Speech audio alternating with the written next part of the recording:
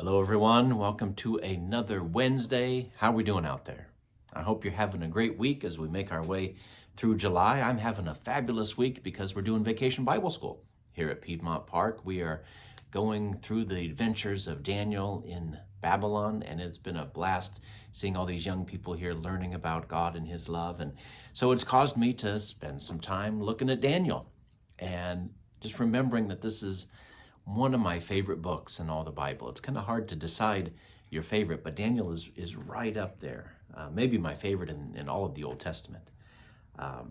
One thing I love about Daniel is that kids just gravitate. They love the stories of Daniel and the lion's den, the fiery furnace, all those things.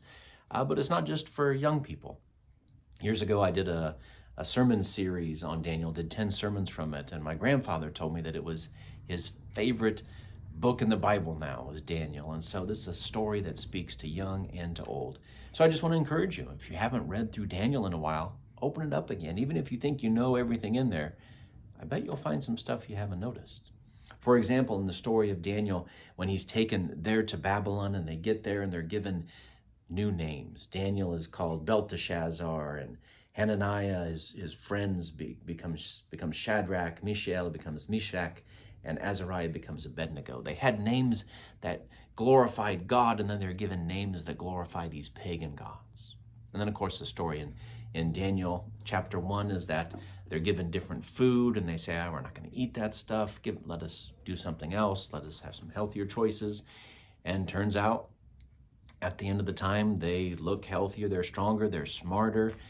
But what we miss sometimes in this story is even after they've given these new names and they're trying to be indoctrinated into Babylon, at the end of the story, verse 19, chapter 1 says, Then the king interviewed Daniel and his friends, and among them all, none was found like, listen to the names, Daniel, Hananiah, Mishael, and Azariah. So they stood up for God in their health choices of what they were going to eat. And at the end of the chapter, they still have their names. Now, later on in the book, they're called different Babylonian names as well.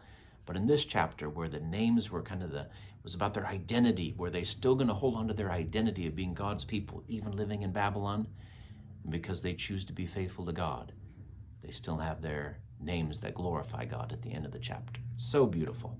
So I just wanted to encourage you today, take a look through the book of Daniel. It is a fabulous read. It will bless you.